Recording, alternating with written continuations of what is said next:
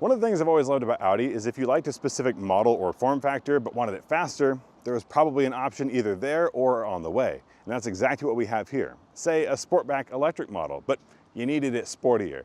Well, this is the S6 E-tron Sportback based off of the new A6, but this one is dialed up just a little bit.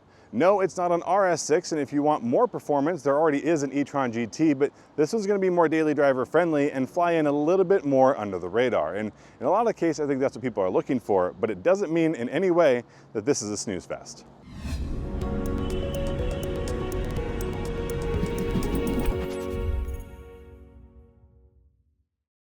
Let me go ahead and grab the camera and show you around because I don't have as much time as I would like, nor as much information that I can share. You'll have to wait a little bit longer to see how it drives. But let's take a look at how it looks. And the short answer is very similar to the A6, but certainly a little bit more aggressive.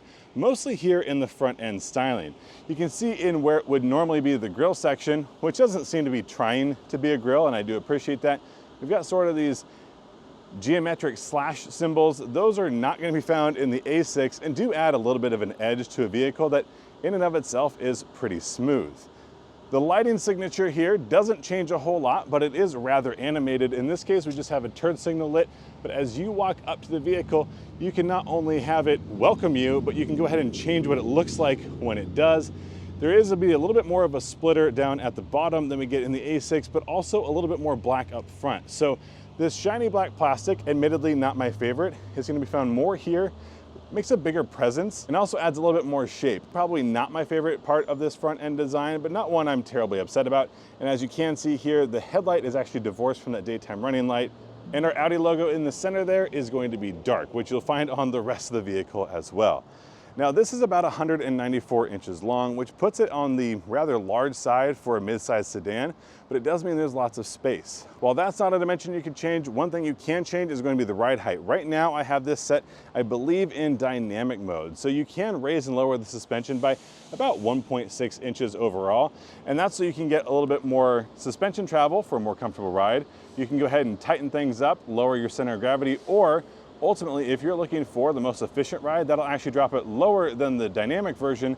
May not be quite as comfortable because you are running out of suspension travel at that point. If you are in efficiency mode, that's going to be the absolute lowest it'll go. Maybe not the most comfortable, but when you're trying to get more range, anything you can do to make this car more slippery is going to help.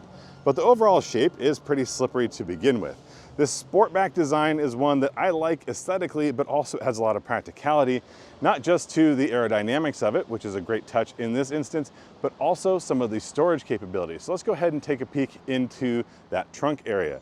Now, if you want to call it a trunk or a hatch, that's up to you. Let me know if you have a preference down in the comments. But all of them come with about 26 cubic feet of storage capacity. Now the privacy cover is split into two, so you can see that top shelf there stays in place, and up top it's going to go with the hatch itself. But this space is actually rather rectangle and easy to access. The only issue is that if you are trying to load a very square item in, obviously you're going to have only about 2.5, maybe 3 feet of total height before you start running out of room under the hatch. But that load floor does raise as we get to those seats. The seats are a 40-20-40 split, so that's nice and useful. If you fold them down, you'll get just about 40 cubic feet of storage capacity. But overall, I really like the space. Underneath, however, there isn't much going on. I'll go ahead and lift up this lower panel. You can see not a lot of space. Now, these do have a very nice sound system, so that's your subwoofer there on the right. Here on the left, if I slide that out of the way, you can see that's your mobile charging cable, and you have a tire repair kit. I don't think anyone is surprised here, but no spare tire is available. That hatch does reach fairly tall. Go ahead and close it now. You can also see it has the lock function, so you can go ahead and close the hatch and lock it all at once. But now we're looking at just the back of the S6. Now the logo will tell you exactly what it is. So there's your red slash in the S6, but there's not a whole lot else back here. No Quattro badging. What we do get is some really nifty lighting. Not just LED lighting like we get up front, we also have OLED lighting. Right here, these flat panels, or what look like the most prominent between those light pipes, those are actually OLED panels. We also do have a lit Audi badge back there, don't want to forget that. And you can go ahead and play with the shape of those OLEDs and make sort of a signature design for yourself, similar to how you can go ahead and change the headlights and the taillights in the A6 model, but in this one, you get those OLEDs specifically. Down below, we get sort of a diffuser look. It's a little bit more aggressive than we'll find over on the A6, not terribly surprising. But one of the biggest changes is actually gonna be back off to the side, and that's gonna be your wheels and tires. This comes standard with a 20-inch wheel. Those are gonna come with an all-season tire, but chances are you're gonna want something a little bit more aggressive, a little grippier, and that's what we have here are the 21-inch wheels. In this instance, they're in black, so that is an additional package. They're also equipped with summer tires. You can see the red brake calipers. They're also gonna be the widest tires you can get in this 6 Sportback form factor. The standard 20s are gonna be 235, 265, so a staggered layout. What we get here is gonna be a 245, 275, so lots of tire available for you. And I have had a chance to do a launch, and let's just say those tires are working for you. Up front, you will find quite a bit of screen, although this little camera here in the window is sold separately, and my apologies, in and out of this vehicle most of the day. You'll also find a passenger screen over here. Not one I can do a whole lot showing you while I'm driving because the driver isn't supposed to be able to see this. They do have some sort of active shutters there, and it does a really good job of keeping that separate, but also something that the passenger can do while you're driving. For example, if this map just might be too big for that driver to look at, they can go ahead and get those directions from the passenger, which is nice and easy to use, but you won't be able to do everything you can on the main screen over there on the passenger. Just a few limitations, although the passenger screen will play YouTube, which is obviously your favorite place to watch content, and unfortunately that large screen while you're driving absolutely will not. A lot of the controls in this case are going to be digital, so if you look down below, you can see the controls for your ventilation, your heating, your seat, which is both ventilated and heated. And if you don't want to dive into the menus, the good news is the Audi system, which is just Hey Audi, is able to handle right now about 800 commands. You can see here, it's actually listening to me. Audi, go ahead and stop listening. But there hasn't been really anything I've thrown at that system so far today that it hasn't been able to handle. Things like changing the brightness on the heads-up display, which by the way is an incredibly interactive heads-up display, probably the most that I have seen. There are a few virtual reality or augmented reality heads-up displays. We do certainly have one here.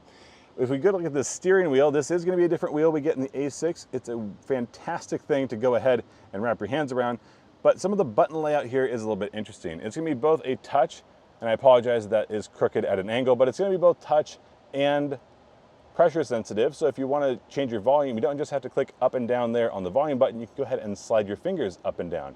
So a couple different ways to do a couple different things. This on the left side here is going to control most of the driver displays. So you can go ahead and switch around what it is you're looking at. That makes life a little bit easier. And then here on the door, another bunch of shiny black buttons, not my favorite, but a lot of controls, including the light control, which I had a little bit of a difficult time looking for earlier, but good news, found it, it's right over there. If you're looking for power that isn't just horsepower, you'll find it here just below that infotainment screen, 2 USB-C ports and a 12-volt, plus your wireless charging pad located just below that. Easy enough to fit a phone. I've got a Galaxy Ultra, didn't have any issue finding room for it. Back here, you're going to have the controls for your drive selector, not just your drive modes, but drive selector, park, reverse, neutral, drive. This does have a B mode, and B is going to be able to put it in basically one pedal drive mode, but you can also dial in and out different levels of regenerative braking with the paddle shifters here. And that way, whoever is driving can customize it to whatever it is that they really need or want when it comes to EV experience. One thing I appreciate is that all models come with the giant glass roof, but that glass roof is not always open. As you can see right now, things are really nice and opaque. This does have a crystal layer in it, so we can go ahead and not just change open or close, but there are 9 different zones that we can go ahead and cycle through. And that way, different areas can get different light, different amounts of light can get in general, and obviously on and off is going to be there. A nice little touch is when you go ahead and open it, it opens in those different sections, just like it would if it was a regular shade. We'll also take a quick look at seats because it's not a sports vehicle without some sport seating, and we definitely have that here. More support than you're going to find in the standard A6 and in some different color patterns. This one is coming in with red. That red theme continues here into the back. There isn't quite as much room up front and certainly not as much customization, but there is still plenty of room. The only thing you might run into is if you're a very tall torso person like myself, the space is going to get a little bit tight there against the ceiling, but the good news is that is not metal. That's glass, and it doesn't feel like it's going to trap you, whereas if it was all metal or no opening option, things would feel a little bit claustrophobic.